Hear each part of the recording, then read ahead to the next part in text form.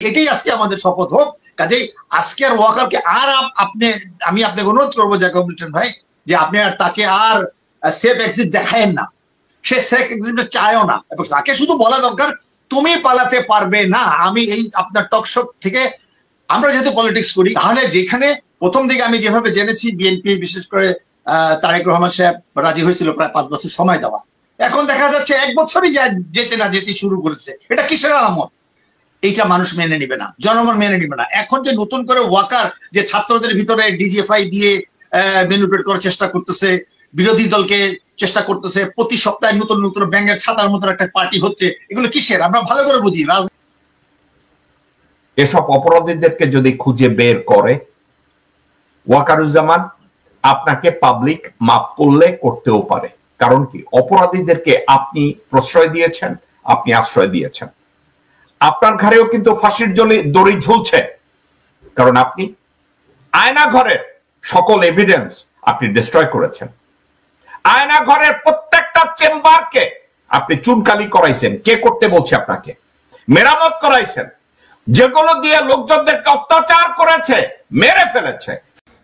পরিস্থিতি এমন জায়গায় এসেছে, সেনাপ্রধান নিজেই বিপদে ডেকে এনেছেন এমন পর্যায়ে যে তিনি এখন হয়তোবা পালিয়ে যেতে পারেন, এমন মন্তব্য করতেছেন।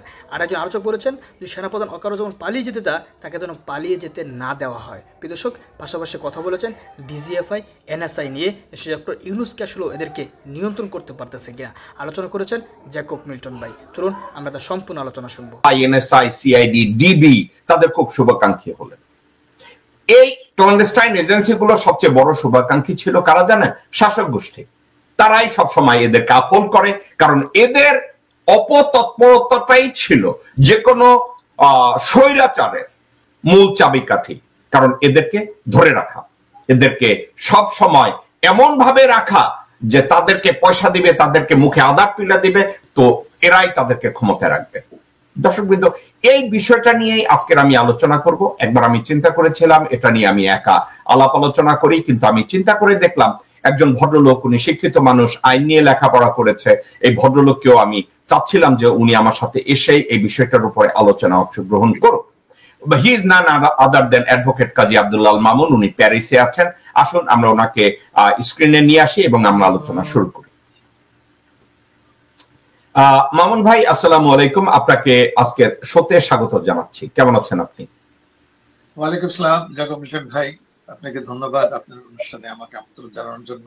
ভালো আছি, এবং শ্রোতা দর্শক মণ্ডলীকে আমি শুভেচ্ছা জানাচ্ছি। ওকে, একটা বিষয়ে আমরা একটু কয়েকটা কথা শুনবো। আমি কয়েকটা কথা শুনবো। কথা শোনার ভিতরে আমি জেনারেল ওয়াকার রাওয়া ক্লাবে 2-3টা ভাষণ দিয়েছে, তার ভিতরে 1-2টা ক্লিপ আমি আপনার সামনে চালাবো এবং এটা নিয়ে তারপরে কথা বলবো।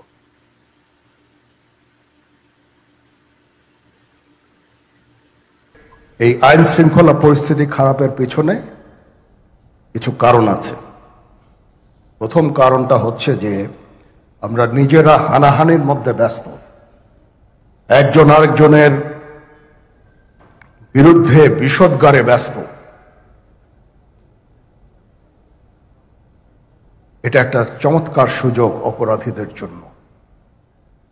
যেহেতু আমরা একটা অরাজক পরিস্থিতির মধ্যে বিরাজ করছি, তারা খুব ভালোভাবেই জানে যে এই সময়ে যদি এই সমস্ত অপরাধ করা যায় তাহলে এখান থেকে পরিত্রাণ পাওয়া সম্ভব। সেই কারণে এই অপরাধগুলো হচ্ছে। আমরা যদি সংগঠিত থাকি, একত্রিত থাকি, তাহলে অবশ্যই এটা সম্মিলিতভাবে মোকাবেলা করা সম্ভব হবে। Police, RAB, BGB, DGFI, NSI এগুলো দেশের জন্য অত্যন্ত গুরুত্বপূর্ণ কাজ করেছে অতীতে। খারাপ কাজের সাথে অসংখ্য ভালো কাজ করেছে। আজকে যে দেশের স্থিতিশীলতা, দেশটাকে যে এত বছর স্থিতিশীল রাখা হয়েছে, এটার কারণ হচ্ছে এই সশস্ত্র বাহিনীর বহু সেনা সদস্য, সিভিলিয়ান সবাই মিলে এই অর্গানাইজেশনগুলোকে, অসামরিক, সামরিক সবাই মিলে এই অর্গানাইজেশনগুলোকে এফেক্টিভ রেখেছে। সেই জন্য আজকে সুন্দর, এতদিন ধরে আমরা একটা সুন্দর পরিবেশ পেয়েছি। এর মধ্যে যারা কাজ করেছে, যদি অপরাধ করে থাকে সেটা শাস্তি হবে, অবশ্যই শাস্তি হতে হবে, না হলে এই জিনিস আবার ঘটবে। আমরা সেটাকে বন্ধ করতে চাই চিরতরে, কিন্তু তার আগে মনে রাখতে হবে আমরা এমনভাবে কাজটা করব এই সমস্ত অর্গানাইজেশনগুলো যেন আন্ডারমাইন না হয়। আজকে পুলিশ সদস্য কাজ করছে না, একটা বিশাল বড় কারণ হচ্ছে অনেকের বিরুদ্ধে মামলা, অনেকে জেলে। RAB, BGB, DGFI, NSI panicked. বিভিন্ন দোষারোপ, গুম, খুন ইত্যাদি তদন্ত চলছে। অবশ্যই তদন্ত হবে, দোষীদের বিচারের আওতায় আনতে হবে, এমনভাবে কাজটা করতে হবে যেন এই অর্গানাইজেশনগুলো আন্ডারমাইন না হয়।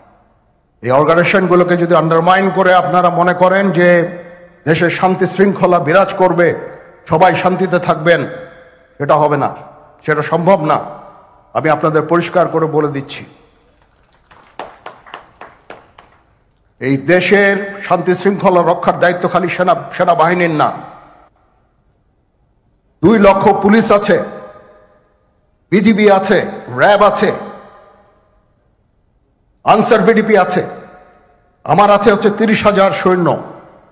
এদেরকে আমি এই যে একটা বিরাট ভয়েড, আমি এই 30,000 সৈন্য দিয়ে আমি কিভাবে এটা পূরণ করব? 30,000 থাকে, আবার 30,000 চলে যায় ক্যান্টনমেন্টে, আরো 30,000 আসে। এটা দিয়ে আমরা দিন রাত আমরা চেষ্টা করে যাচ্ছি। এখানে যে সমস্ত উচ্ছৃঙ্খল কাজ হয়েছে সেটা আমাদের নিজস্ব তৈরি, এটা আমাদের নিজস্ব ম্যানুফ্যাকচার, আমরা নিজস্ব এইগুলো তৈরি করেছি।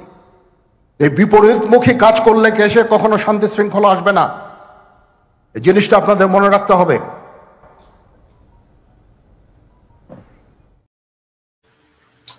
এই কথা, আমি ওয়াকারের কথাগুলোকে যদি আপনি মনোযোগ দিয়ে শুনেন, সেলফ ইনফ্লিক্টিং, কন্ট্রাডিক্টিং, একটার সাথে আর একটা সামঞ্জস্য নাই কথাবার্তা। আমি জানি না এটা কি তাকে কোন স্পিচ রাইটার লিখে দিয়েছে নাকি নিজের থেকে লিখেছে। যদি কোনো স্পিচ রাইটার লিখে থাকে সে হরিবল একটা জব করেছে। 1, 2, স্পিচ রাইটাররা স্পিচ লেখার পরেও তার কাছে যখন যায়, ওয়াকারকে তো এটার উপরে রিহার্সাল করতে হয়, এটাকে তো আবার ওটাকে কি বলে, এডিট করা উচিত ছিল, তার মন মতো করে প্রাঞ্জল করে বলার জন্য তার এগুলো করা উচিত ছিল, সেটা করে নাই, সে তার হোমওয়ার্কও করে নাই। হার্টের একটা রোগী, ওপেন হার্ট সার্জারি হয়েছে, ঠিক মতো সোজা হইয়া দাঁড়াইতে পারে না, ঘরের মধ্যে তাকে খেদমত করারও কেউ নাই, ঘরে ওই শেখ পরিবারের একটা হারামজাদি বসে আছে, ওর খেদমত ঠিক মতো হয় না। এখানে লোকজন আমাকে বলে মুসলিম ফ্যামিলিতে যারা বিয়া করছে তাদের কারো জীবনই নরমাল না, সবগুলা সুইসাইড। ওয়াজেদ মিয়া তো মানে এই হাসিনা তো ওয়াজেদ মিয়ারে মেরে ফেলাইছে, একেবারে রন্ধ্রে মেরে ফেলাইছে, এবং এই এক হুবড়ি ওয়াকার একেও তো মেরে ফেলবে। এবং নিউ ইয়র্কেও আছে 2-1 জন যাদেরকে আমি ব্যক্তিগতভাবে চিনি। এই নারায়ণ চন্দ্রপালের বংশর যে হারামজাদিদের যারা বিয়ে করেছে তাদের জীবন নরমাল না, ওটা আলাদা সাবজেক্ট। এখন আমি ফিরে আসি ওয়াকারের কথায়। সে বলছে ডিজিএফআই, এনএসআই, সিআইডি এদের কর্মতৎপরতায় উনি একটা শৃঙ্খল জীবনযাত্রা পেয়েছিল দেশবাসী। আচ্ছা আমাকে একটু বলেন তো, সে কি এই গত 16 বছরের জীবনযাত্রাকে, সাপ্রেসড লাইফস্টাইলকে বলেছে যে আমরা একটা সুশৃঙ্খল জীবনযাত্রা দেখেছি, ভালো একটা জীবনযাত্রা দেখেছি, আমরা একটা ভালো শাসনামল দেখেছি? ওয়াকার কি এই কথাটা বলতে চেয়েছে? আপনার কি মনে হয়েছে সে যখন বলছে এদের তৎপরতার জন্য দেশে একটা স্বাভাবিক জীবনযাত্রা ছিল? আপনি কি মনে করেন গত 16 বছরে ডিজিএফআই, এনএসআই, ডিবি, সিআইডি এদের জন্য, এদেরকে কি আপনি বলবেন স্বাভাবিক জীবনযাত্রা ছিল? উনি কোন জীবনযাত্রার কথা বলছে? আপনার দৃষ্টিতে কি মনে হয়েছে কাজী আব্দুল্লাহ আল মামুন? ধন্যবাদ জ্যাকব মিল্টন ভাই।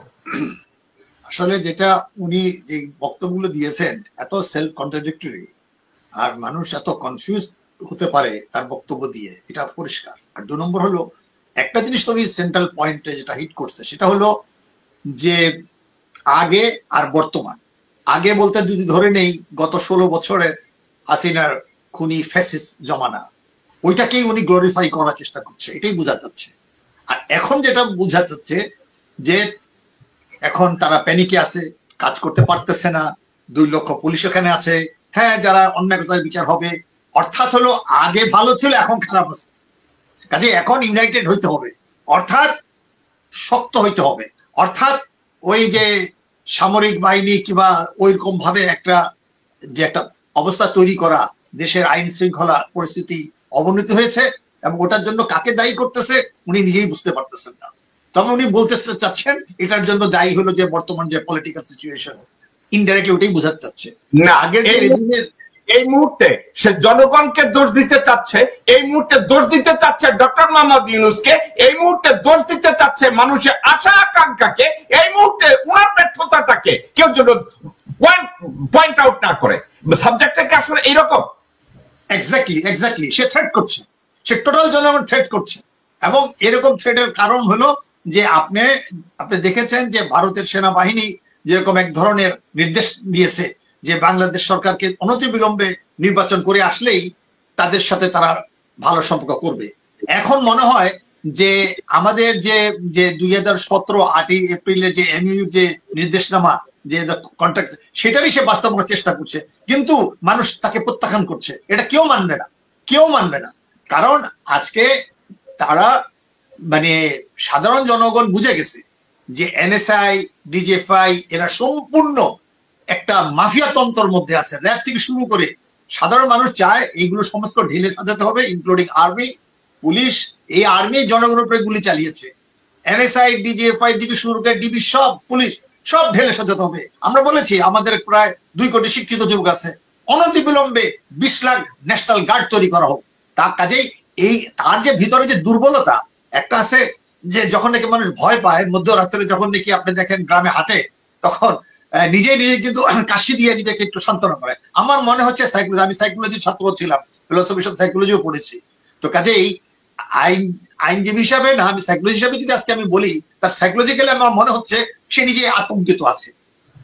সে জানে যে তার কোনো ভয় ভীতিতে জনগণ আর পিছু হবে না। আমরা সবাই আবু সাইদের জেনারেশন হয়ে গেছে। আমাকে একটা কথা বলেন, উনি বলেছে ডিজিএফআই এই যে বাংলাদেশে মিডিয়াগুলোর গলা চিপে ধরেছিল, ইলেকট্রনিক্স মিডিয়া এবং প্রিন্টিং মিডিয়া, এদের গলা চিপে ধরে প্রতিদিন তাদেরকে কল করে দিত, তাদেরকে সেন্সর করত যে আপনারা এই নিউজ দিতে পারবেন, এই নিউজ এইভাবে দিতে পারবেন অথবা দিতে পারবেন না। এই কাজগুলো কে করছে? এই কাজগুলো কি ডিজিএফআই করে না? এই কাজগুলো কি এনএসআই করে না? এই কাজগুলো কি ডিবি আর সিআইডি করে না? মানে এগুলো করছে তো, ওকে। এবং আরো একটা কথা, এখনো করছে ডিজিএফআই, ডিবি, সিআইডি, এনএসআই, এরাই তো সাগর রুনির হত্যাকাণ্ডটাকে ধামাচাপা দিয়েছে। কারা? এরাই তো দিয়েছে। ডিজিএফআই, ডিবি, সিআইডি এরাই তো করেছে। বিডিআর পিলখানা ম্যাসাকার, এই সাবজেক্টটাকে এতদিন ধামাচাপা দিয়ে কারা রেখেছে, কারা সাপ্রেস করেছে, কারা বারবার বলেছে এইটা করতে দেবে না, ওইটা করতে দিবে না। আপনাকে আমি ঠান্ডা মাথায় মনে করাইয়া দেই, ইউনাইটেড নেশনস এর হিউম্যান রাইটস কমিশন বাংলাদেশে যখন কথা বলতে গিয়েছে, তাদের সাথে ডিজিএফআই কোন রিটায়ার্ড ডিজি কে কথা বলতে দেওয়া হয় না। এর কারণ কি? এই সিদ্ধান্তটা কার ছিল? এই সিদ্ধান্তটা ছিল ওয়াকারের। ওয়াকার সিদ্ধান্ত নিয়েছে যে ইউনাইটেড নেশনস এর হিউম্যান রাইটস কমিশনের ইনভেস্টিগেটররা যেন ডিজিএফআই পুরানো কোন ডিজি কে ইন্টারভিউ না করে।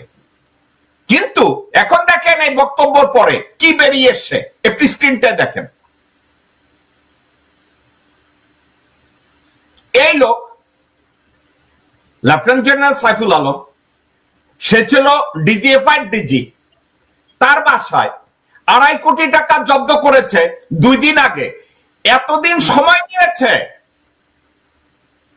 কেন? সময় নিয়েছে বাসা থেকে টাকাগুলো সরাই দেওয়ার জন্য। অর্থাৎ তাদেরকে বলছে ওই যে 626 জনকে ক্যান্টনমেন্টে যেভাবে সরিয়ে রেখেছে, তো বলছে পুরানো ডিজি যারা আছো আমি তোমাদেরকে আগস্টের 5 তারিখ থেকে এখন পর্যন্ত রক্ষা করছি, আর পারতাম না, তোমরা যে যেখান থেকে টাকা পয়সা সরাও। লেফটেন্যান্ট জেনারেল সাইফুল হাজার হাজার কোটি টাকা আর্ন করছে, লুকাইছে অবৈধভাবে, তার বালিশের নিচে লুকাইছে, বিদেশে পাচার করছে, ইন্ডিয়ায় লুকাইছে, সবকিছু করছে। এখন মাত্র 2.5 কোটি টাকা ধরার জন্য তুমি এখন রেট দিলা, ওয়াকার দেখাইলো আমি বিগ কাহুনা। আপনার কাছে কি সাবজেক্ট এরকম মনে হয় না কাজী আব্দুল্লাহ আল মামুন? তাই তো মনে হয়। 6 মাস পরে সেটা সরাইতে পারে নাই, এটা একটা আইওয়াশ।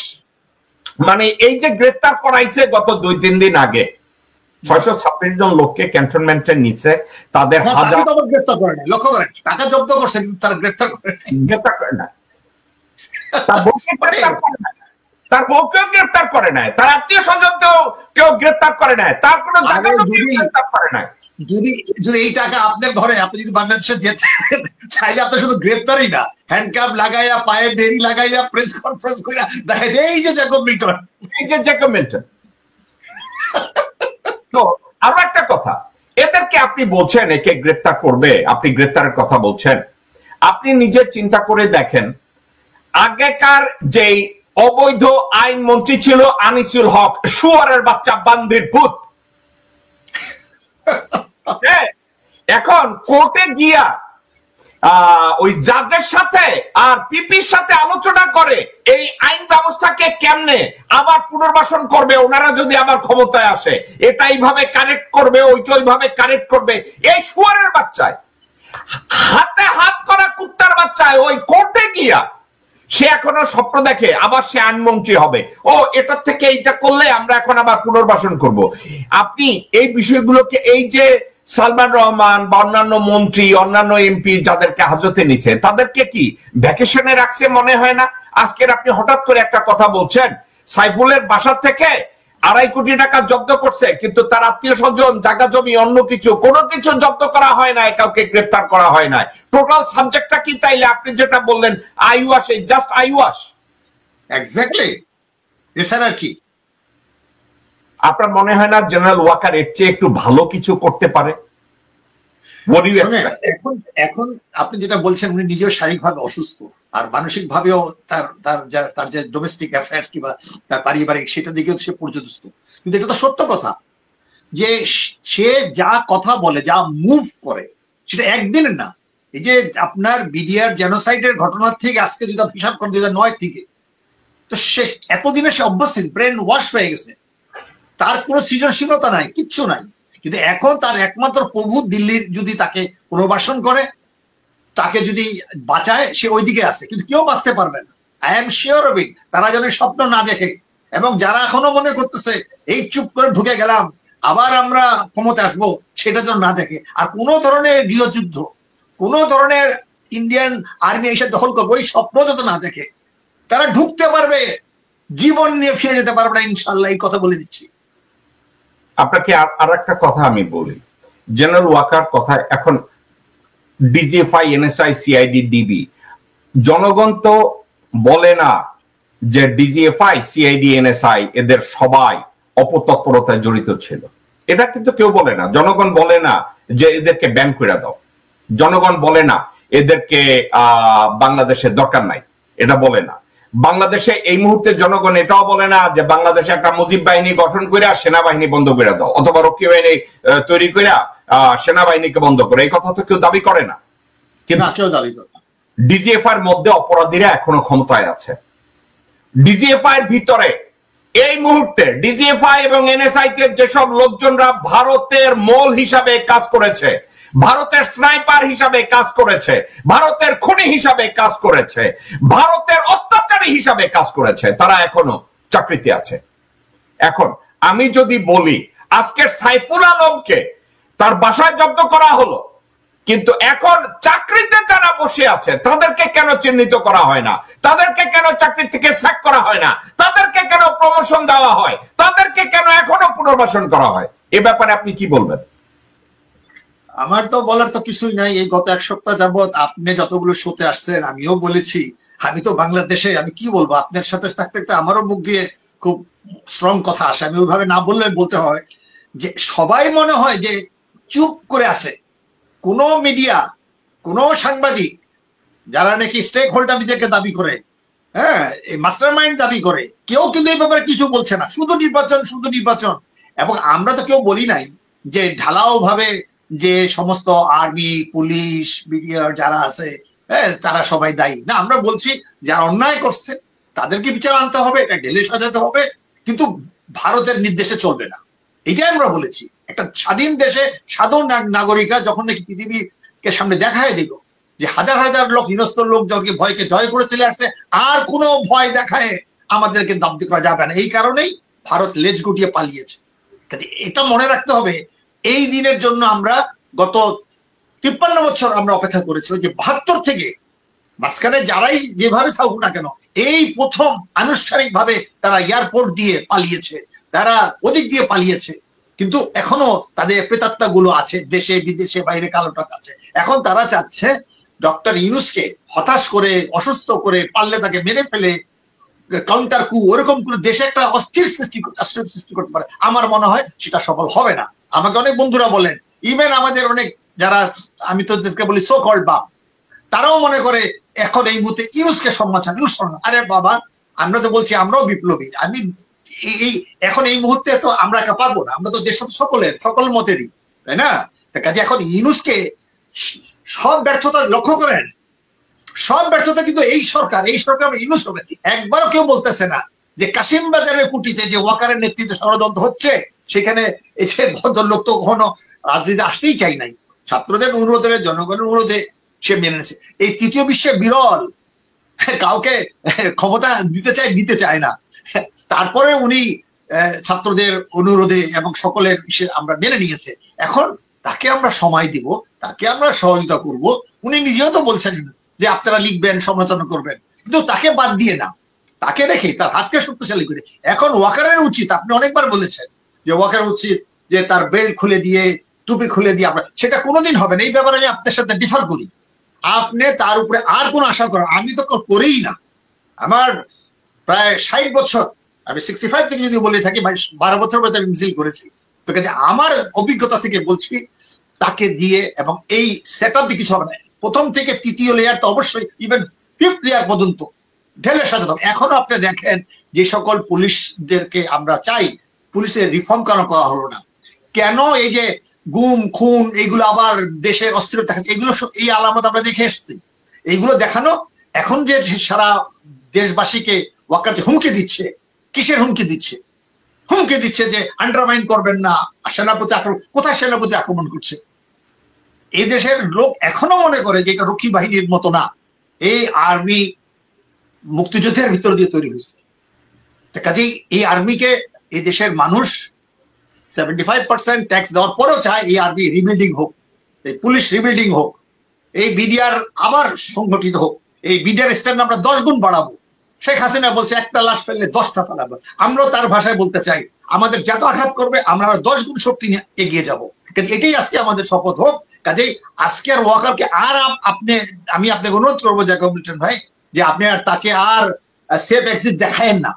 সে সেফ এক্সিট চায়ও না, এবং তাকে শুধু বলা দরকার তুমি পালাতে পারবে না। আমি এই আপনার টকশো থেকে, আমরা যেহেতু পলিটিক্স করি, আমরা জনগণের প্রতিনিধিত্ব করি, আমরা আরবি সবাইকে আহ্বান জানাতে পারি। কাজেই এই 5ই আগস্টের যে আগে 3rd অগাস্টে যেসব সেনাবাহিনী জুনিয়র অফিসার সৈনিকদের মানে তাদের মনোভাব বুঝে যে সম্পূর্ণ জনগণের 71%, আমি রিভোল্ট বলবো না, তারা নিজের ভাষা রিভোল্ট হতে পারে, তারা আমাদের সাথে, তাদেরকে প্রত্যেকে বলছি, ওয়াকার যদি পালায় যাওয়ার চেষ্টা করে আপনারা কেউ পালাতে দেবেন না। আমি আপনাদেরকে নির্দেশ না দিতে পারলেও আজকে আমরা বলছি, আমরা রাজনীতি একটি বিকল্প সরকার, আমরা একা পারবো না। সকলকে নিয়ে, জ্যাকব লিটন কিছু আগে আমাদের সাথে প্রাইভেট আলোচনা রয়েছে যে কোয়ালিশন আমরা করতে চাই, একটা জাতীয় ঐক্য করতে চাই, সকলকে নিয়ে দেশ গঠন করতে চাই। আজকে জাতি ঐক্যবদ্ধ হয়েছে। পৃথিবীর ইতিহাসে এরকম ঐক্য আমরা দেখি নাই। এই প্রথম সকল রাজনৈতিক নেতাগুলো সব ডক্টর ইউনূসকে মেনে নিয়েছে। এখন কিছু লোক আছে, ইভেন বিএনপির মধ্যে অধিকাংশ কর্মীরা, আমি কথা বলেছি, তারাও চায় না যে বিএনপির কিছু নেতা যারা ভারতের কথা মতো নির্বাচন এই যে নির্বাচন হলো ভারতের নির্দেশে, টাকা দিয়ে মার্কা কেনা বেচা করে তারা আবার ইউনূসকে যে কোনো ভাবে তাকে ক্ষমতাচ্যুত করতে চাচ্ছে। এবং আমি আরেকবার বলবো এই টকশো থেকে যে ইউনূস সাহেবকে যে চাপের মুখে ফেলে যে এই বছরের শেষে নির্বাচন করার জন্য ওনার মুখ দিয়ে বলানো হয়েছে, এটা ভুল। উনি যেন এটার ব্যাপারে প্রত্যাহার করে নেয়। উনি বলবেন না আমি বলেছিলাম, কিন্তু এখন সে পরিস্থিতি নাই। মিনিমাম ধরেন আপনার 16 বছর ছিল, 16 মাসটা সময় দিবেন, 15 মাসটা সময় দিবেন। তাহলে যেখানে প্রথম দিকে আমি যেভাবে জেনেছি বিএনপি বিশেষ করে তারেক রহমান সাহেব রাজি হয়েছিল প্রায় 5 বছর সময় দেওয়া, এখন দেখা যাচ্ছে 1 বছরই যেতে শুরু করেছে। এটা কিসের আলামত? এইটা মানুষ মেনে নিবে না, জনগণ মেনে নিবে না। এখন যে নতুন করে ওয়াকার যে ছাত্রদের ভিতরে ডিজিএফআই দিয়ে ম্যানিপুলেট করার চেষ্টা করতেছে, বিরোধী দলকে চেষ্টা করতেছে, প্রতি সপ্তাহে নতুন নতুন ব্যাঙের ছাতার মতো একটা পার্টি হচ্ছে, এগুলো কিসের? আমরা ভালো করে বুঝি, রাজনীতির টেন্ডারবাজি হয় না যে নির্বাচনের আগে 10টা দাঁড়াবে, তোদের কিছু টাকা দিব, তারা নির্বাচন হয়ে গেছে।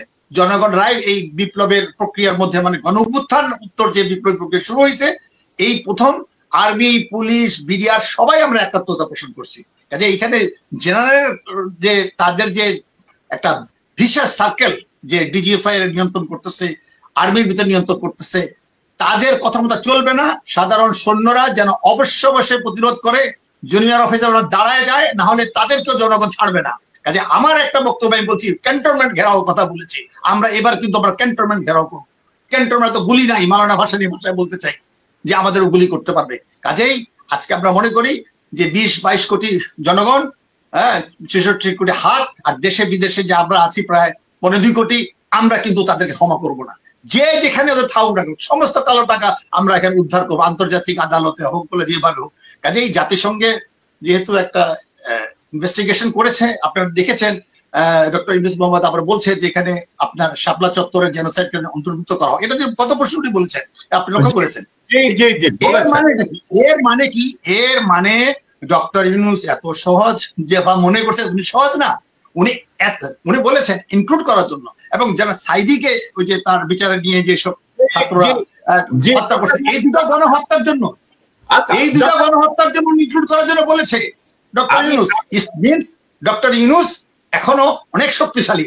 আমি তাকে স্যালুট জানাই এই দুইটা সিদ্ধান্ত নেওয়ার জন্য। আমি ডক্টর মোহাম্মদ ইউনূস যখন বলেছে জাতিসংঘ স্থায়ী বাংলাদেশের রিপ্রেজেন্টেটিভ যে গেছে গোয়েন, তাকে বলছে যে হেফাজতের উপরে যে গণহত্যা হয়েছে এটার উপরে যেন ইনভেস্টিগেট করে, আল্লামা দেওয়ার হোসেন সাঈদীকে যে হত্যা করা হয়েছে এটার উপরে যেন ইনভেস্টিগেট করে। এখন এটার উপরে যদি ইনভেস্টিগেট করতে যায়, অনেকে মনে করেছে ডক্টর মোহাম্মদ ইউনূস মঈনুদ্দিন ফখরুদ্দিনের মতো উঠে দৌড় দিবে। আমি বলছিলাম ভুল, you are messing with the wrong guy. Okay, আমাকে এবার একটা কথা বলেন, খুব ভালো একটা সাবজেক্ট, আমি এটা নিয়ে আবার পিছনে আসছি। আচ্ছা, আমাকে একটা কথা বলেন, জেনারেল ওয়াকার 626 জন মানুষকে ক্যান্টনমেন্টে জামাই আদরে নিয়ে ঢুকালেন এবং তাদেরকে ভিআইপি ট্রিটমেন্ট দেওয়া হয়েছে ক্যান্টনমেন্টে। তাদেরকে ভিআইপি ট্রিটমেন্ট, খাওয়া দাওয়া থেকে শুরু করে তাদেরকে এয়ার কন্ডিশন রুমে তাদেরকে জামাই আদরে রেখেছে 626 জন লোক। অথচ 626 জন লোক ছিল অপরাধী, এই 626 জন লোক ছিল গণদুশ্মন। এই 626 জন লোককে বাংলাদেশের লোকজন বিচারিক আদালতে দেখতে চায়, কিন্তু জেনারেল ওয়াকার কি করেছে? Is call obstruction of justice. একজন সেনা প্রধান বাংলাদেশের অবস্ট্রাকশন অফ জাস্টিসের উপরে সে যদি কাজ করে, সে যদি রাষ্ট্র বিরোধী, বিচার বিরোধী, সংবিধান বিরোধী অপরাধীদেরকে সেভাবে আশ্রয় দেয়, তাইলে সে সেনা প্রধানের চেয়ারে থাকার তার নীতিগত অধিকার, মৌলিক অধিকার, কোন অধিকার তার আছে কিনা? তার তো মৌলিক অধিকার কিংবা মানে আপনি নৈতিক অধিকার কোনোটাই নাই। মানে নৈতিক অধিকারটাই যদি বলেন সেটা তো নাই। আর সবচেয়ে বড় কথা হলো, এখন যদি ডক্টর ইউনূসকে আরো শক্তিশালী হতে হয়, তাকে একটু সময় দিতে হবে। না, আমাকে এই কথাটা আপনি একটু ফোকাস করেন। 2 নম্বর হলো, জি মামুন সাহেব একটা ফোকাস করেন। একজন সেনা প্রধান 626 জন অপরাধীকে এভাবে ক্যান্টনমেন্টে আশ্রয় দিতে পারে না। বাংলাদেশ আর্মির ম্যানুয়ালে কোথাও লেখা নাই তুমি 626 জন অপরাধীকে ক্যান্টনমেন্টে এসে আইনের থেকে বাইরে এনে তুমি তাদেরকে রক্ষা করো। এটা সেনাপ্রধানের কাজ না। সেনাপ্রধান কাজটা কেন করেছে আপনার কি মনে হয়? এই কাজটা যখন করেছে সে মিলিটারি শৃঙ্খলা ভঙ্গ করেছে। সে যখন এই কাজটা করেছে সে তখন মিলিটারিতে কোর্ট মার্শাল হওয়ার তার কথা। এভাবে অন্যায় হবে সেই কাজটা কেন করেছে? কোর্ট মার্শাল হবে, কথা হবে, তাকে বলে দিতে চাই হবে, আমরা করব। সে কেন ওখানে 626 জন লোককে ওখানে জামাইয়া ধরে রেখেছে যারা অপরাধী? কেন 626 জন লোককে পর্দার অন্তরালে টাকা নিয়ে হোক যেভাবে হোক তাদেরকে ওখানে পালিয়ে যেতে সাহায্য করেছে? এখন পর্যন্ত ওই 626 জন লোক কারা ছিল তাদের নাম এখন পর্যন্ত মিডিয়াতে সে প্রকাশ করে নাই, রাষ্ট্রপক্ষের হাতে তুলে দেয় নাই। এগুলো কিসের লক্ষণ অ্যাডভোকেট মামুন? এগুলো তো লক্ষণ একটাই, যে তারা মনে করছে যে আমরা বোধহয় ভুলে গেছি, 6 মাসের মধ্যে কালক্ষেপণ হয়ে গেছে, নতুন নতুন ইস্যু তৈরি করছে, কিন্তু মানুষ ভোলে নাই, একদিনের জন্য ভোলে নাই, ভুলবো না। এই যে মার্চ, এই যে আমরা যে বলি যে 25শে মার্চে দিবাগত রাত্রে যে আমরা একটা রেজিস্ট্যান্স তৈরি করছিলাম, তখন মানুষ নিরস্ত ছিল, তখনও নিরস্ত ছিল, কিন্তু প্রতিরোধ হয়েছিল সেখান থেকে। হ্যাঁ, এবং জিয়াউর রহমান তারপরে উনি বলছেন in that case we revolt. তো এখন ওই নতুন রিভল্টের সময় এসে গেছে এই মার্চ মাসেই। আমি কালকে রাত্রে সময় চিন্তা করছি যে আজকে যদি আপনি আলোচনা যদি নাও তোলেন এটা আমি তুলবো। কাজেই আমরা এই ফেব্রুয়ারি আর মার্চ এই 2টা মাস কিন্তু খুব গুরুত্বপূর্ণ। কাজেই এই মার্চের মধ্যে ডিসিশন হয়ে যেতে হবে, আইদার ওয়াকার থাকবে নাহলে এই দেশের জনগণ স্বাধীন সার্বভৌম হয়ে ইউনূসের নেতৃত্বে বিশ্বের দরবারে উঁচু হয়ে স্বাধীনভাবে থাকবে। এর মাঝামাঝি কোনো পথ নাই।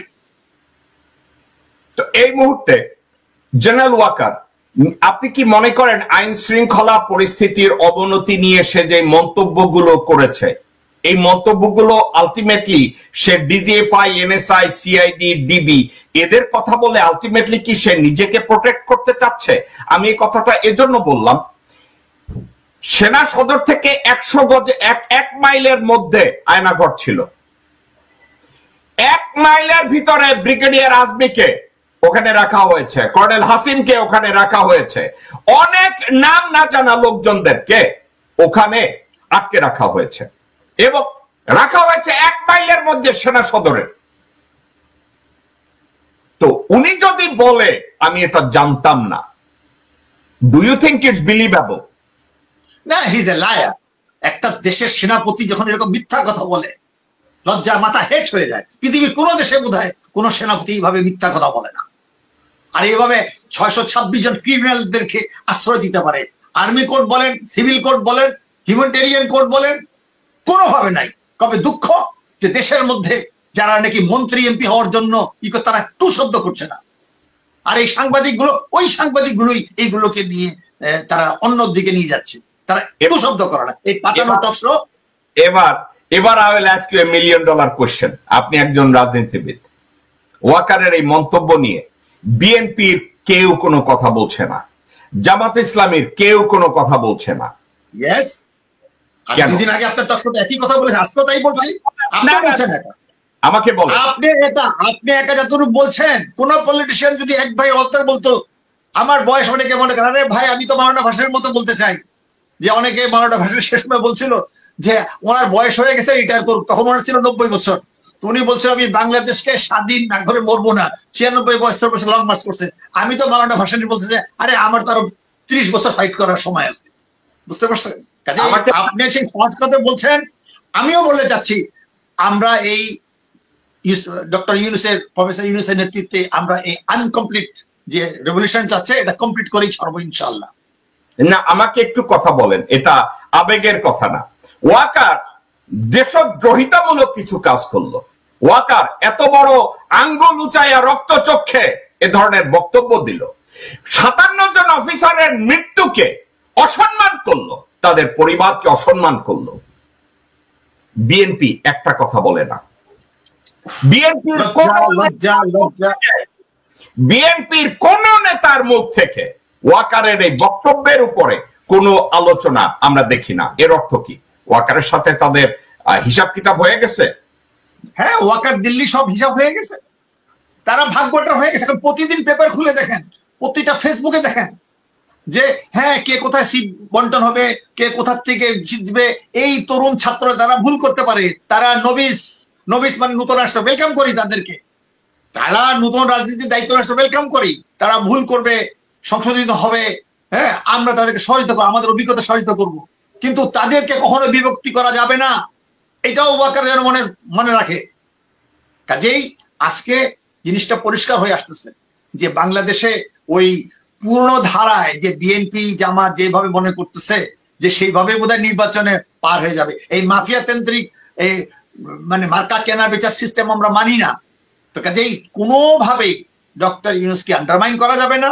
ডক্টর ইউনূসকে আমরা যেভাবেই আমরা মনে করছিলাম, আমি খুবই খুশি হয়েছি গত পরশু দেখলাম যে উনি শেষ মুহূর্তে যেই ইঙ্গিত দিলেন, ইট মিনস অনেক কিছু বলে দিল, এগুলো ইনক্লুড করতে হবে, এর মানে কয়েকদিন পরে আসবে যে আর্মি গুলোকে ইনক্লুড করো, এরপরে আসবে হ্যাঁ আমরা আচ্ছা যে আর্মি না। আমাকে একটা কথা একটু বলেন, বাংলাদেশ জাতীয়তাবাদী দল যেটা শহীদ রাষ্ট্রপতি জিয়াউর রহমানের তৈরি করা দল, ওয়াকার আঙ্গুল উঁচিয়ে যেভাবে কথা বলল, বিএনপিকে তাকে বাইপাস করে দিল, বলল যে না ওয়াকার যেটা বলছে এটা ঠিক, তাদের চুপ করে থাকার অর্থ কি এটা? তারেক রহমান কিছু বলে নাই, মির্জা ফখরুল কিছু বলে নাই, সে তো হাম্বা করে রাস্তাঘাটে দৌড়ায়, ইদানিং আবার সে তার মেয়ের রাস্তায় নামাইছে তারে যদি কোনোভাবে একটু জনপ্রিয় করা যায়। মির্জা ফখরুলের দুইটা ট্যাকটিক আছে, একটা ট্যাকটিক্স হইতেছে বিএনপির কাউন্সিল হইলে যদি মহাসচিব পরিবর্তনের কথা বলে তাহলে মির্জা ফখরুল বুক চাপড়ে ধরে চিতায় পড়ে। কঠিন আন্দোলনের সময় যখন সঠিক নেতৃত্বের দরকার, বিএনপি মির্জা ফখরুল পুলিশে কল করে বলে আমারে গ্রেফতার করো, তাড়াতাড়ি আমারে গ্রেফতার করো। মির্জা ফখরুল ইদানিং আবার সে কাজ করেছে তার ভাবমূর্তিকে একটু পুনর্বিবেচনা করার জন্য, কারণ সে কথায় বলে সে আওয়ামী লীগকে ব্যান করতে চায় না, আওয়ামী লীগের রাজনীতিকে তাদেরকে টাইনা আনতে চায়, এগুলো করতে চায়। এখন দালালি করার জন্য সে তার মেয়েরে নামাইছে, তার মেয়ের নামে এখন 2-4টা ইংরেজি কথা কয় যে গণবিরোধী কাজ করার জন্য কোন মানুষের একটা বিলিফের জন্য কাউকে গ্রেফতার করা যায় কিনা, কাউকে ব্যান করা যায় কিনা। এখন মির্জা ফখরুলের মাইয়া যদি আমার সাথে টকশোতে আসে, I would have given the right answer. From a legal perspective, whether a group or a political party can be banned in a country for their manifest or their action. আমি এটার উত্তর দিতে পারবো। মির্জা ফখরুলের মাইয়া কি করছে জানেন? সে এখন একটা বোধাই বসাইছে, একটা মিনিমি বসাইয়া তারে কোশ্চেন শিখাইয়া তে আবার নিজে উত্তর দিতেছে। এইসব বলদাগিরি মির্জা ফখরুলের পরিবারে বোধহয় অনেক আগের থেকে চলে। এখন জেনারেল ওয়াকার একটা বালছিড়া বক্তব্য দিছে, এখন পর্যন্ত এটার উপরে একটা গঠনমূলক আলোচনা বিএনপি করতে পারে নাই, বিএনপির কোন নেতা করতে পারে নাই, বিএনপির কোন কর্মী করতে পারে নাই, বিএনপির কোন সমর্থক করতে পারে নাই। What the Heck is this? আপনার কি মনে হয়? শুনেন, একটা রাজতন্ত্রের মধ্যে একটা নর্ম থাকে যে রাজা মারা গেছে রাজার বড় ছেলে হবে। সুলতানি আমলে আবার একটা ভিড় ছিল, যে মোগল আমলে ছিল বিশেষ করে, যে রাজার যে কোনো ছেলেই হতে পারে। এই কারণে দেখেন যে শাহজাহান যখন মারা গেলেন, দারা সুজা মুরাদেরা নিজেরা আরো যারা মারামারি করছে। কাজে এখন আমাদের যে পরিবারতন্ত্রের যে ব্রেন সেট আপ হয়ে গেছে, যে ওখান থেকে আসবে রাজতন্ত্র, একটা নর্মস আছে, কিন্তু পরিবারতন্ত্র কোনো নর্মস নাই, কোনো দায় দায়িত্ব নাই। তো কাজেই আপনি আর বিএনপি থেকে আশা করতে পারেন না। হ্যাঁ, তারপরেও আমি মনে করবো বেগম খালেদা জিয়া 2বার প্রধানমন্ত্রী ছিলেন, আপসহীন হিসাবে তার অনেক ত্রুটি থাকতে পারে, ভুল থাকতে পারে, তো তারপরেও মানুষ এখনো বেগম খালেদা জিয়ার প্রতি অত্যন্ত সম্মান রাখে, আস্থা রাখে। আমার মনে হয় উনি লন্ডনে যাওয়ার পরে তারেক হয়তো প্রভাবিত চেষ্টা করবে। তো আমার মনে হয় না যে বেগম সাহেবকে যদি আমরা এখন লন্ডনে আসে কেউ যদি তাকে কনভিন্স করে যদি একটা আলোচনার জন্য একটা বড় হলে নিয়ে আসে, তার মুখ দিয়ে যদি এখন কিছু বলানো যায়, আমার মনে হয় যে এটা এই মুহূর্তে খুব বড় দরকার। যে এখন একটু সুস্থ হয়েছেন, উনি যেন একটা বড় পাবলিক মিটিং করেন লন্ডনে, এবং প্রয়োজন হলে নিউ ইয়র্কে আসুক, ফ্রান্সে আসলে আমরা সকল দলমত নির্বিশেষে তাকে আমরা সম্বর্ধনা দিব। আমি বিএনপি বলছিলাম যে উনি আজ জানেন, আপনাকে ইনফরমেশন দিয়ে দিই, আজ পর্যন্ত খালেদা জিয়া প্যারিসের মাটিতে আসে নাই। আপনি জানেন 2বার প্রধানমন্ত্রী ছিল। আমি বহুবার বলছি তোমরা এই ভুল কেন করছো? একটা মহিলা প্রধানমন্ত্রী হিসাবে তার একটা পপুলারিটি আছে, ফ্রান্সে আসলেই তাকে একটা বড় একটা সম্বর্ধনা দিবে। তো আমি মনে করছি যে আজকে আপনার এই টকশো থেকে আমি বলছি খালেদা জিয়াকে, উনি যেন লন্ডন, প্যারিস, নিউ ইয়র্কে যেন উনি সফর করে প্রবাসী বাঙালি এবং ইন্টারন্যাশনাল প্রেস যেন উনি ফেস করে। এখান থেকে এখন সময় এসছে উনি একটা দিক নির্দেশনা দিক। এখান থেকে একটা সময় এসছে যে আর রহমান, যে আপনি বললেন বহুদলীয় গণতন্ত্র, একটা টোটাল একটা জাতীয় ঐক্য করুক। সব বিষয়ে যে আমরা বিএনপি হা হা হা করবো না, এখানে বিএনপি বলে কথা নাই। ডক্টর ইউনূসের কোনো পার্টি নাই, তার একটা পার্সোনালিটিকে সামনে দেখে আমরা নিয়েছি। আমরা বলে নিলাম ঠিক আছে খালেদা জিয়া তার ত্রুটি যাইতো, ক্ষমতা থাকলে তো ভুল হবেই, 10 বার উনি ছিলেন প্রধানমন্ত্রী হিসাবে, তৃতীয়বার কথা বাদ দিলাম। তাকে নিয়ে একটা জাতীয় ঐক্য হতে পারে, কিন্তু কে ইনিশিয়েটিভ নিবে? আপনি থাকেন নিউ ইয়র্ক, এখন আমাকে কয়েকবার বলছিল আমি তো লন্ডনে খুব সে যেতেও পারি, জানি না, আসা যাওয়া করি। তো কাজেই তার চারপাশে যে একটা একটা একটা একটা গ্রুপ, চাটুকার গ্রুপ দাঁড়ায় গেছে, সেখানে তো যেতে পারবেন না। কাজে আমাদের একটাই আছে, আমরা এই টকশো থেকে বলছি, আমরা ডাইরেক্ট বলছি, যদি এই আপনার টকশো দিয়ে যারা বিএনপি যারা নীতি নির্ধারক কিংবা বেগম খালেদা জিয়াও যদি শুনে থাকে, আই এম শিওর যে আপনার পপুলার এটা অনেকে শুনে, বিশেষ করে ওয়াকার তো সবসময় শুনেই যে আজকে যে কমিটি কি বলতেছে। আমাদের কথা বাদই দেন, এখন কথাটা প্রশ্ন হচ্ছে যে আজকে মানুষ সত্য কথা জানতে চায়। যেরকম মুক্তিযুদ্ধে চলাকালীন সময় মানুষ কিন্তু বিবিসির দিকে তাকায় থাকতো, জমি জমা বিক্রি করে একটা পেপারে দেখলাম তো রেডিও কিনছিল। তো মানুষ এখন জানতে চায়, আশার বাণী শুনতে চায়, মানুষ ওই গান শুনতে চায় যে গানটা তার মনের কথা বলবে, তার স্বপ্ন বাস্তবায়ন করবে। এখন মাত্র শুরু হলো, এটা অনেক দিন চলবে। কাজেই কেউ যদি মনে না করে নির্বাচনের মধ্য দিয়ে সব আমরা হারিয়ে যাব, চোরাবালিতে আন্দোলন সব বিক্রি হয়ে যাবে, না না না না না, ভুল ভুল ভুল। আমরা 2.25 কোটি বিদেশে যারা আছি প্রবাসে, একদিনের জন্য শান্তিতে থাকতে দিব না।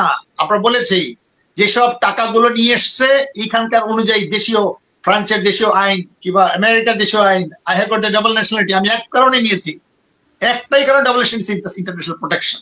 মানুষ যেখানে যায় সেটাই তার দেশ। আজকে বিশ্ব নাগরিক হিসাবে আমরা কেউ ফরাসি, কেউ আমরা বাঙালি, কেউ আমরা আমেরিকান, ক্যানেডিয়ান। আজকে সেইখানে আজকে একটা আন্তর্জাতিক ভাবে যদি আমরা একটা ফ্যামিলির মধ্যে বাংলাদেশের রাজনীতিটাকে আমাদের বিশ্ব রাজনীতির অংশ হিসাবে দেখতে হবে, তো সেখানে আলোচনা হতে পারে, নেগোশিয়েট হতে পারে। আজকে দেখেন এতদিন পরেও ইউক্রেনের যুদ্ধে তারা দেখলো এক ধরনের ডিফিট বলেন কিংবা তারা রিকনসিলিয়েশন করতেছে, আমরাও করতে চাই। কিন্তু আমাদের এই ডিফিটটাকে যতক্ষণ পর্যন্ত ওয়াকার গংরা, হাসিনা গংরা না মেনে নেয়, যতক্ষণ দিল্লি গংরা না মেনে নেয়, ততক্ষণ কোনো আলোচনা নেই। যার কারণে আমি বলছি যে প্রয়োজন আমরা দিল্লি প্রাচীর বানাবো। এই অর্থ না যে আমরা চিরদিনে আমরা এই কাঁটাতারা বেড়া স্বীকার করি না। আমাদের 1757 থেকে যে আমাদের মানে আমাদের প্রতিরোধ আন্দোলন শুরু হয়েছে, 47 একটা হয়েছে, 71 একটা হয়েছে, 2024 একটা হয়েছে। কাজে আমাদের বিজয় অবশ্যম্ভাবী। আমাকে একটা কথা বলেন, ইন্ডিয়া বিএনপির সাথে আপোষ রফা যদি করে থাকে যে ওকে তোমরা এখন নতুন আওয়ামী লীগ হবে বাংলাদেশে, বাংলাদেশের রাষ্ট্রবিরোধী কাজ করবা, বাংলাদেশের জনগণের উপরে আর একটা ডিজিটাল সিকিউরিটি আইন করবা, তোমাদেরকে আমরা ক্ষমতায় বসাবো। বিএনপি যদি এই সিদ্ধান্ত নিয়ে তারা বসে থাকে, কারণ ওয়াকার দৌড়ে গিয়া বেগম জিয়ার সাথে দেখা করে এসছে, আমি জানি না বিক্রম মিস্ত্রির সাথে দেখা করার পরে সে বেগম জিয়ার সাথে দেখা করতে যায়, এখানে কিছু একটা আছে। ওকে ওকে, কিছু একটা আছে।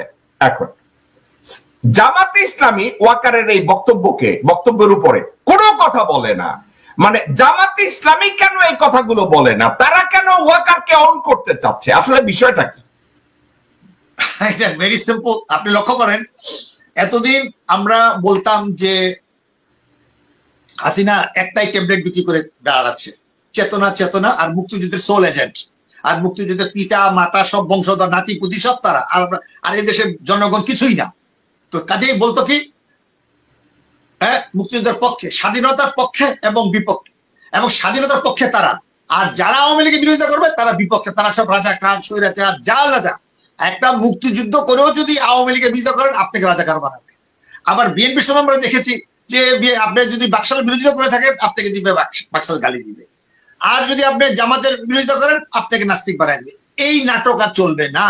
কাজে আমি মনে করি আওয়ামী লীগ, বিএনপি, জাতীয় পার্টি, জামাত, এখানে অনেক লোক আছে, বুঝে হোক না বুঝে হোক, সিম্প্যাথিজার, তারা দুর্নীতি করে নাই, কিন্তু তারা মনে করতে পারে হ্যাঁ এর সাধারণ মনে ইনফ্রাস্ট্রাকচার তৈরি হয়েছে, আমি দেখেছি অনেক ছেলেরা সমর্থন করে, অনেক না জামাত তো মানে কোয়ালিশন গভর্নমেন্টে তাদের দুর্নীতি করে নাই, তাদের সমর্থক আছে। কিন্তু আজকে যে জাতীয় ঐক্য গঠন হয়েছে সেখানে যদি বিএনপিরা মনে করে যে আবার তারা ক্ষমতায় আসবে, আবার তারা নির্বাচনে গেলেই মানুষ দিবে, এখন নির্বাচনের প্রশ্ন উঠতে যাবে না। এখন যেই নির্বাচনের প্রশ্ন করবে আপনাকে আমি বলছি সেই হলো ভারতের দালাল। যে বলবে নির্বাচন, আর কেউ বলতেছে যে ডাকসু নির্বাচন, কেউ বলছে স্থান, কোন নির্বাচন আলোচনা হতে যাওয়া যাবে না, ওই মিডিয়া সব বয়কট করতে হবে। এখন আমি মনে করছি যে দশের চক্রে ভগবান ভূত, আপনারা যেসব মিডিয়া আপনারা লক্ষ্য করছেন, আমি খুবই দুঃখিত, আপনার যেসব প্রত্যেকটা সময় মোটামুটি আমি শুনেছি নাগরিক টেলিভিশনে, আপনি তাদেরকে ছোট ভাই বলেন আর যাই বলেন না কেন, তাদের সাথে একটু কথা বলেন কাইন্ডলি জ্যাকব ভাই, ওনারা কোন দিকে যাচ্ছে আবার দেখা যাচ্ছে আপনার আমরা বলতেছি একদিকে, আর তারা মনে হচ্ছে যে ওয়াকারকে গ্লোরিফাই করতেছে। মনে হয় যে এই এত যে 16 বছরের যে নিপীড়ন হলো, এই এনএসআই ডিজিএফআই দিকে শুরু করে পুলিশ, সবই তো পরিবারতন্ত্র, সবই তো, যেখানে 650 ওসির মধ্যে প্রায় 600 মতন ছিল হিন্দু সম্প্রদায়, উচ্চ বর্ণ হিন্দুদেরকে, আমরা সাধারণ হিন্দুদের কিছু বলছি না। তো কাজে আমাদের অবস্থা আজকে যে জায়গায় দাঁড়িয়েছে, আজকে কোনোভাবে নির্বাচনী আলোচনা নয়, নতুন করে এমপি মন্ত্রী টাকা পয়সা ভাগাভাগি নাই, যেই টাকাগুলো লুট হয়েছে প্রায় $250 বিলিয়ন, তার যদি অর্ধেক উদ্ধার করতে পারি আমরা এটা দিয়ে ঋণ শোধ করবো। আজকে এটাই একটা পরিষ্কার আলোচনা হয়ে যাক যে কোনো নির্বাচন হতে দেওয়া হবে না, কোনো ওয়াকারের চোখ রাঙানিতে কথা বলা যাবে না, এবং প্রত্যেকটা আর্মি ইউনিটকে বলে যেতে হবে, জনগণ বলতে হবে যে আপনারা কখনো এই ওয়াকারের নির্দেশ মান্য করবেন না। তাদেরকে ম্যাজিস্ট্রিয়াল পাওয়ার দেওয়া হলো, নিলেও তারা কই কোন ফাংশন করতেছে না। আর একটা বারবার বলছে 30,000, ওদিকে বলছে 2 লক্ষ পুলিশ, 30,000 বলতে কি বোঝাতে হচ্ছে? আচ্ছা, আবার মামুন ভাই আমি বলি, বাংলাদেশের টোটাল আর্মির সংখ্যা হচ্ছে 2,27,000। সে বলতে চাচ্ছে 2,27,000 আর্মি, নৌবাহিনী বাদ দিয়ে, বিমান বাহিনী বাদ দিয়ে। আচ্ছা, নৌবাহিনী এবং বিমান বাহিনী এবং বাংলাদেশ আর্মি এদেরকে যদি একত্র করে ইট উড বি 3 লাখ 3.5 লাখের মতো। সেখানে সে মাত্র 30,000কে কেন ব্যবহার করছে? এখন একটা কথা, 30,000 ডেপুটেশনে থাকে, সিভিলের ডিউটি করে, এবং ওই বাকি 30,000 ওটাকে রিপ্লেস করে। আমি বুঝলাম সে তাদেরকে রাউন্ড করাচ্ছে, ডিউটি করাচ্ছে, ফাইন, সেখানে 30,000 কেন? অ্যামাউন্টটা 75,000 নয় কেন? আরো একটা কথা, পুলিশের দুর্নীতি পরায়ণ যে লোকগুলো আছে তাদেরকে কেন এখনো কাস্টডিতে নেওয়া হচ্ছে না? যাদের পিছনে ইন্ডিয়ান ট্যাগ আছে তাদেরকে কেন কাস্টডিতে নেওয়া হচ্ছে না?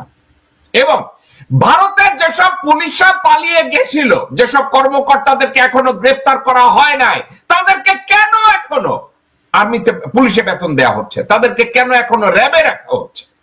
কেন তাদেরকে রেখে লালন পালন করা হচ্ছে? আরো একটা কথা, আজকের আমাদের আলোচনা ছিল ডিজিএফআই, এনএসআই, সিআইডি, ডিবি। ওকে, ওয়াকারুজ্জামানকে যদি আজকে শো আমাদের শেষের পর্যায়ে, আমি যদি ওয়াকারুজ্জামানকে বলি যে বাংলাদেশের জনগণ অথবা বাংলাদেশের মিডিয়ায় কেউ ডিজিএফআই, এনএসআই, সিআইডি, ডিবির বিরোধিতা করে না, তাদের কর্মকাণ্ডের বিরোধিতা করে না, তাদের জব ডিসক্রিপশনের বিরোধিতা করে না, সংবিধান অনুযায়ী তারা যে দায়িত্ব পালন করবে, কিন্তু আইনের অপব্যবহার যারা করেছে, আমরা জেনারেল ওয়াকারুজ্জামানের কাছ থেকে শুনতে চাই that every single individual are in custody. আমরা এই একটা কথা শুনতে চাচ্ছি। তাদেরকে চাকরিচ্যুত করা হয়েছে, তাদের স্থাবর অস্থাবর সমগ্র সম্পত্তি তাদের নামে, তাদের বউয়ের নামে, তাদের সন্তানদের নামে, তাদের মেয়ের জামাইয়ের নামে, ছেলের বউয়ের নামে সব বাজেয়াপ্ত করা হোক। যদি এদের সমগ্র সম্পত্তি বাজেয়াপ্ত করে তাদেরকে কাস্টডিতে নেওয়া হয়, তারপরে যদি জেনারেল ওয়াকারুজ্জামান বলে যে আপনারা ডিজিএফআই কে খারাপ কথা বলবেন না, এনএসআই কে খারাপ কথা বলবেন না, সিআইডি কে খারাপ কথা বলবেন না, সেক্ষেত্রে আমি জেকব অথবা মামুন সাহেব, আমরা সিআইডি, ডিবি, ডিজিএফআই এদেরকে নিয়ে আমাদের কোনো কথা বলার থাকবে না।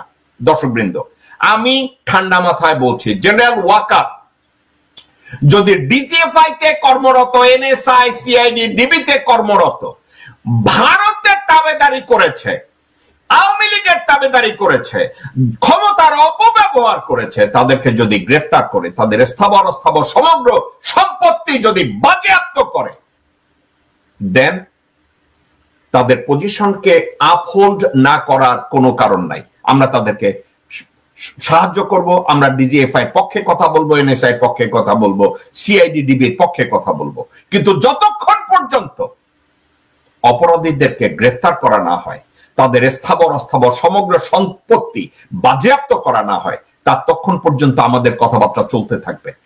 Specially we are the people, আমার এই চ্যানেলে আমার গলা যতক্ষণ থাকবে আমরা এই আলোচনা কন্টিনিউ করব। কারণ আমরা সাইফুল আলমের 2.5 কোটি টাকায় সন্তুষ্ট না। আমরা সাইফুল আলমের 2.5 কোটি টাকায় মোটেও সন্তুষ্ট না। সাইফুল আলমকে গ্রেফতার করা হোক, তার সাইফুল আলমের নামে, তার বউয়ের নামে, তার বাচ্চা কাচ্চাদের নামে, মেয়ে থাকলে মেয়ের নামে, মেয়ের জামাইয়ের নামে, ছেলে থাকলে ছেলের নামে, ছেলের বউ থাকলে বউয়ের নামে, নাতি থাকলে নাতির নামে। কোন জায়গায় জায়গা জমি আছে খুঁজে বের করুক। এসব অপরাধীদেরকে যদি খুঁজে বের করে, ওয়াকারুজ্জামান আপনাকে পাবলিক মাফ করলে করতেও পারে। কারণ কি, অপরাধীদেরকে আপনি প্রশ্রয় দিয়েছেন, আপনি আশ্রয় দিয়েছেন। আপনার ঘরেও কিন্তু ফাঁসির দড়ি ঝুলছে, কারণ আপনি আয়না ঘরের সকল এভিডেন্স আপনি ডিস্ট্রয় করেছেন। আয়না ঘরের প্রত্যেকটা চেম্বারকে আপনি চুনকালি করাইছেন। কে করতে বলছে আপনাকে? মেরামত করাইছেন। যেগুলো দিয়ে লোকজনদেরকে অত্যাচার করেছে, মেরে ফেলেছে, ফিজিক্যাল টর্চার করেছে, আপনি ওখান থেকে তা সরিয়ে দিয়েছেন। জেনারেল ওয়াকার আপনি করিয়েছেন। আপনি ডক্টর মোহাম্মদ ইউনূসকে ওখানে যেতে দেন নাই, আপনি এই কাজগুলো করেছেন। আপনি ডক্টর মোহাম্মদ ইউনূসকে আইসোলেট করার চেষ্টা করেছেন, এখন পর্যন্ত তাকে ইন্টেলিজেন্স ব্রিফিং নিতে দেন না।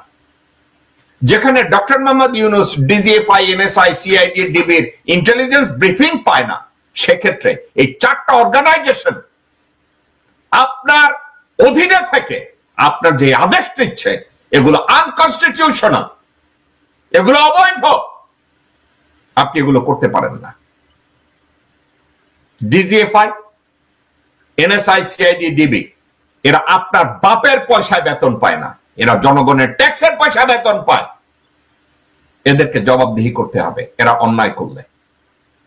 একটা বিষয় আমি চাচ্ছিলাম মামুন ভাই আপনি একটু ইলাবোরেট করেন। আপনার চিন্তাধারায় বিএনপি কেন ওয়াকারকে সমালোচনা করছে না তার ভাষণের জন্য? জামাত ইসলামী কেন ওয়াকারকে সমালোচনা করছে না তার বক্তব্যের উপরে? কেন কোনো কথা বলছে না? এটা একটা অশনি সংকেত। আপনার কি মনে হয় মামুন ভাই? আপনার কাছ থেকে আমি জানতে চাচ্ছি এটা কিসের অশনি সংকেত? এটা একটা বড় ধরনের অশনি সংকেত। আপনি ক্ষমতা প্রেমিক আর দেশ প্রেমিককে একসাথে মিলাতে যায়েন না, আমি আপনাকে অনুরোধ করব। এরা সব ক্ষমতা প্রেমিক।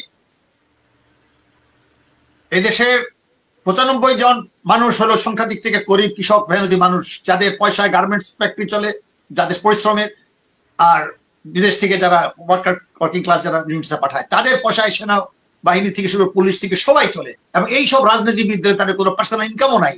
তাদেরও দেখেন, এরা 2 বার এমপি হয়েছে, তাদেরও সম্পত্তি বাজারের কথা বলছি। আপনি বলেন যে বিএনপির যেসব নেতাগুলো কয়েকবার এমপি মন্ত্রী হয়েছে, জাতীয় পার্টি হয়েছে, তাদের প্রত্যেকের সম্পত্তির হিসাব নেওয়া হবে। আজকে একটা কথা পরিষ্কার, আপনি অনেকবার বলেছেন, অন্ততপক্ষে 10-15 বার বলেছেন, আপনি জ্যাকব মিল্টন হিসাবে আপনি বলেছেন যে ওয়াকারের আমরা পাকা ধানে মই দেই নাই, তার এখনো সুযোগ আছে, সে ভুল স্বীকার করুক, সে আত্মসমর্পণ করুক। Enough is enough. এটা ধর্মে বলে না যে তাদের কানে আমরা ঈদ দিয়ে দিচ্ছি, তাদের কানে যাবে না।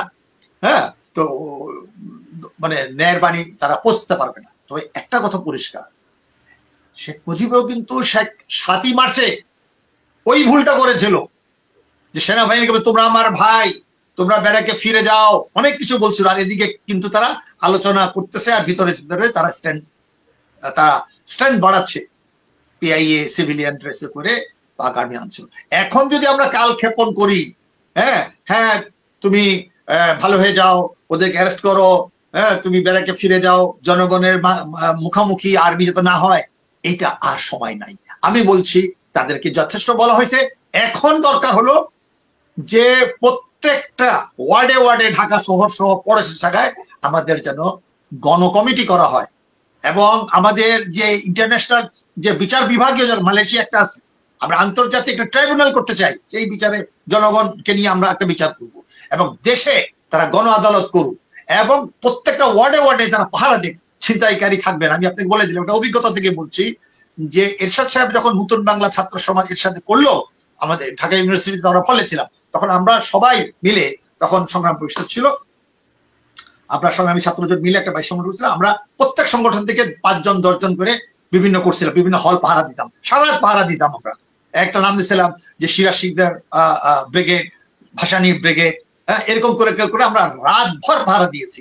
তখন আর নতুন বাংলা ছাত্র সমাজ আর আর্মি পুলিশের সহায়তা ঢুকতে পারে নাই।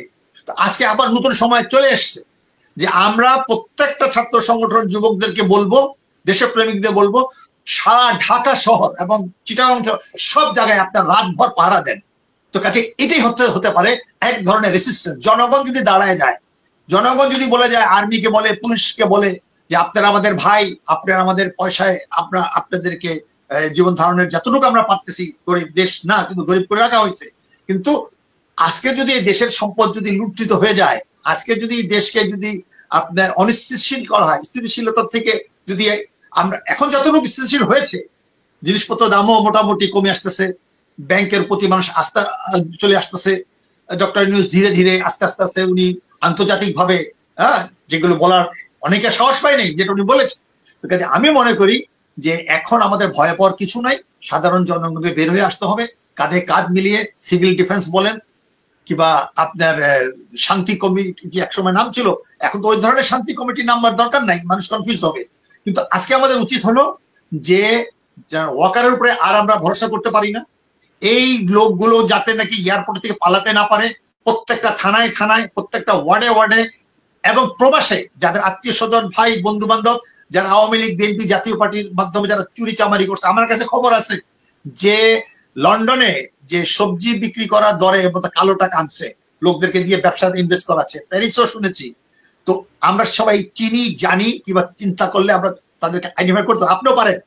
তো আমরা যেন এরকম একটা গণ রেসিস্টেন্স করতে পারি, ইন্টারন্যাশনাল যেন একটা গণ আদালত করতে পারি, যে তাহলে ডক্টর ইউনূসের হাতকে শক্তিশালী করা হবে, তাহলে আন্তর্জাতিকভাবে বোঝানো সক্ষম হবে যে আমরা শান্তিপ্রিয় মানুষ, কিন্তু কেউ যদি আমাদের ঘাড়ের উপরে এসে জোর করে যুদ্ধ চাপায় দেয়, আমরা সেই সাউথ এশিয়ার একমাত্র জাতি যে আমরা স্বপরিচিত, আমরা স্বাধীনতা অর্জন করেছি ভিতর দিয়ে, সব সংগ্রামের মধ্য দিয়ে। আপনাকে একটা শেষ প্রশ্ন করব। আজ থেকে 20 বছর আগে বাংলাদেশে একটা কালচার ছিল, যারাই ক্ষমতায় থাকতো তারা তো স্বৈরাচার মানসিকতা নিয়ে তারা ক্ষমতাকে মনে করেছে বাপদাদার সম্পত্তি, এবং বিরোধী দলে যারা থাকতো তারা ক্যান্টনমেন্টে গিয়ে গোপনে গোপনে সামরিক শাসন দেন, ক্ষমতা নিয়ে নেন। এই যে বিএনপি এবং জামাত, এরা যে এখন কেউ কিছু বলছে না, আপনার কাছে কি লক্ষণ এরকম মনে হয় তারা বলছে যে আপনারা ক্ষমতা নিয়ে নেন, এই জন্যই কি ওয়াকারকে কেউ কিছু বলছে না? আপনার কি এটা মনে কারণ আছে? এটা মনে না একেবারে পরিষ্কার, একেবারে পরিষ্কার। আপনারা বলছি ইনজাস্টিস টলারেটেড, ইনজাস্টিস কন্টিনিউ। এখন ওয়াকার যেভাবে ঢোক ঢাল পিটা, আমি কয়েকদিন আগে আপনার টকশোতেই বলেছিলাম, এর সাথে তো ঢোক ঢাল পিটিয়ে আপনার প্রেস কনফারেন্সে করে এসেছিল, আর এ তো প্রকাশ্য আঙ্গুল দিয়ে শাসাইতেছে, থমকায়া। হ্যাঁ, আর এখন ইরশাদের অবস্থা আর এখনকার অবস্থা এক না, আরো ভয়াবহ অবস্থার মধ্যে আছি। 71 চেয়েও ভয়াবহ অবস্থায় আছি, 71-এর চেয়েও আমরা ভয়াবহ অবস্থায় আছি।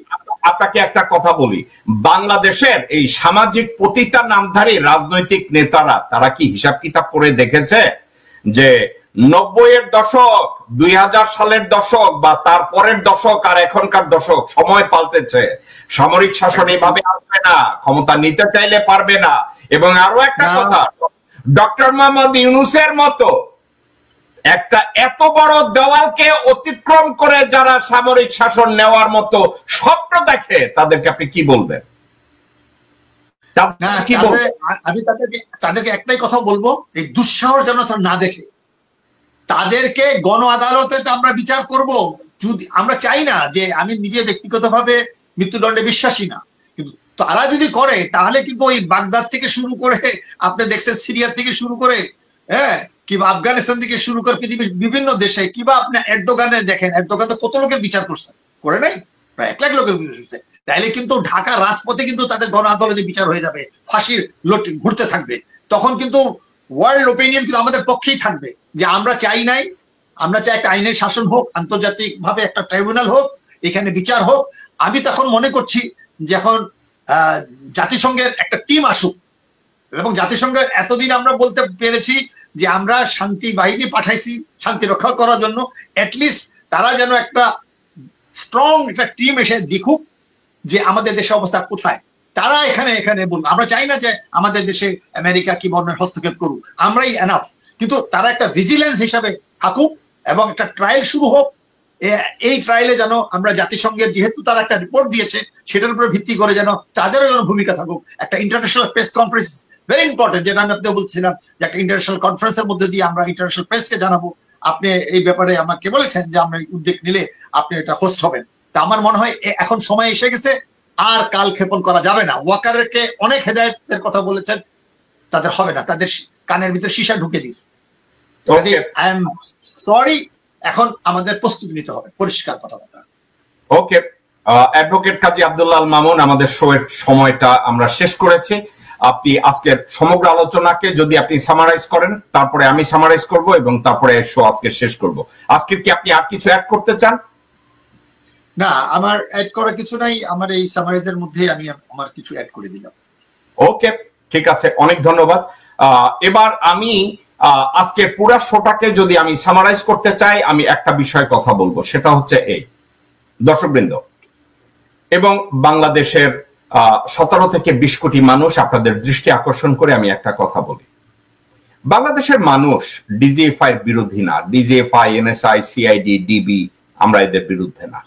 আমরা বাংলাদেশের আইন শৃঙ্খলা রক্ষাকারী বাহিনীর বিরুদ্ধে না, কিন্তু আমরা তাদের বিরুদ্ধে যারা আইনের অপব্যবহার করে, আমরা তাদের বিরুদ্ধে যারা ডিবিতে চাকরি করে এবং রিমান্ডের কথা বলে রাজনৈতিক নেতাদেরকে ডিবি অফিসে নিয়ে অকথ্যভাবে শারীরিক এবং মানসিকভাবে তাদেরকে নির্যাতন করে, আমরা তাদের বিরুদ্ধে যারা ডিজিএফআই চাকরি করে নিউজ পেপারে ফোন করে তাদেরকে বলে এটা ছাপানো যাবে বা এটা ছাপানো যাবে না, এই কথা বলা যাবে বা এই কথা বলা যাবে না, আমরা এনএসআই, সিআইডি, ডিবি এ ধরনের অপতৎপরতাকে কখনোই সমর্থন করি না। এবং আমরা যদি সংস্কারের কথা বলি, আমরা ডিজিএফআই এর সংস্কার আমরা চাই, এনএসআই সংস্কার আমরা চাই, সিআইডির সংস্কার আমরা চাই, তাদের জব ডেসক্রিপশনকে আরো ইভালুয়েট করা হোক। র‍্যাব তৈরি করার সাথে সাথে তাদেরকে লন্ডনে পাঠানো হয়েছে, তাদের ট্রেনিং ম্যানুয়াল কি হবে, তাদেরকে কিভাবে তৈরি করা হবে, তারা কিভাবে ল এনফোর্সমেন্টকে সাহায্য করবে। অথচ ডিজিএফআই, এনএসআই, সিআইডি, ডিবি এদেরকে মোরাল অব্লিগেশন গুলো শেখানো হয় না, যে তারা দায়িত্ব পালন করে তারা কতটুকু করতে পারবে আর কি করতে পারবে না। তারা যা করছে এটা মধ্যযুগীয় বর্বরতা, সেই ভয়ানক তৎপরতার পার্ট, যেটা ছিল ভারতের এবং হাসিনার 16 বছরের 17 বছরের অপশাসনের মূল শক্তি। জেনারেল ওয়াকার একটা কথা বলেছে, এদেরকে ব্যাড মাউথ করা যাবে না। একদিকে আমি জেনারেল ওয়াকারের সাথে একমত যে ভালো অফিসার যারা আছে, ভালো নন কমিশনড আদার র্যাঙ্কের লোকজন যারা আছে, তাদের বিরোধিতা আমরা করছি না এবং এই ডিপার্টমেন্টের বিরোধিতা আমরা করছি না। আমরা তাদের বিরোধিতা করি যারা সংবিধানের বাইরে গিয়ে অতি উৎসাহী হয়ে ক্ষমতাসীনদের পা চেটেছে এবং অন্যায় কাজ করেছে। জেনারেল ওয়াকার যদি ডিজিএফআই, এনএসআই, সিআইডি, ডিবি এসব অপরাধীদেরকে অনতি বিলম্বে গ্রেফতার করে এবং তাদের স্থাবর অস্থাবর সমগ্র সম্পত্তি বাজেয়াপ্ত করে, এদেরকে নিয়ে কেউ আর বাজে কথা বলবে না। জেনারেল ওয়াকার, আপনি জেনারেল সাইফুল আলমের বাসায় 2.5 কোটি টাকা এখন বের করেছেন, আপনি আগস্টের 5 তারিখে কেন করেন নাই? জেনারেল ওয়াকার, আপনি জাতিসংঘের হিউম্যান রাইটস কমিশনের ইনভেস্টিগেটরদের সামনে কেন ডিজিএফআই এর 5 জন বা 6 জন বা 8 জন মহাপরিচালককে কেন তুলে দেন না? আপনি কেন নিষেধ করেছেন যে তাদেরকে ধরাছোঁয়ার বাইরে রাখতে হবে? গত 17 বছরে প্রত্যেকটা সেনা প্রধানকে কেন ইনভেস্টিগেট করা হয় নাই? কেন তাদের স্থাবর অস্থাবর সমগ্র সম্পত্তির হিসাব নেওয়া হয় নাই? তাদেরকে একটা জায়গায় আটকে দেওয়া যায়। ওয়াকার সাহেব, তাদের শাসনামলে আয়নাঘর তৈরি হয়েছে, তাদের শাসনামলে দেশের জনগণকে গুম করা হয়েছে, তাদের শাসনামলে বাংলাদেশ থেকে গুম করে বাংলাদেশের মানুষকে ভারতে পাঠানো হয়েছে, তাদের শাসনামলে বাংলাদেশের জুডিশিয়ারিকে কমপ্লিটলি ডিস্ট্রয় করা হয়েছে। জেনারেল ওয়াকার এখন পর্যন্ত জেনারেল আকবর কি করে হাজতের বাইরে থাকে? জেনারেল ওয়াকার কি করে এখনো আয়নাঘরের প্রত্যেকটা জায়গার স্থাপনা কেন ল এনফোর্সমেন্টের হাতে তুলে দেওয়া হয় না, সামাজিক মিডিয়ায় তুলে দেওয়া হয় না? জ্যাকবের আলোচনা শুনেছেন, শুনে বুঝতে পেরেছেন যে আসলে তারা কেন এই কথাগুলো বলতেছেন, কারণ সেনাপ্রধান এখন এমন জায়গায় চলে এসেছে। জ্যাকব মিল্টন এবং আরেকজন আলোচক গুরুত্বপূর্ণ যে কথাগুলো বলেছেন, সেই কথাগুলো আপনার কাছে কতটুকু যুক্তিসঙ্গত অবশ্যই কমেন্ট বক্সে কমেন্ট করবেন। মোবাইল দিবা।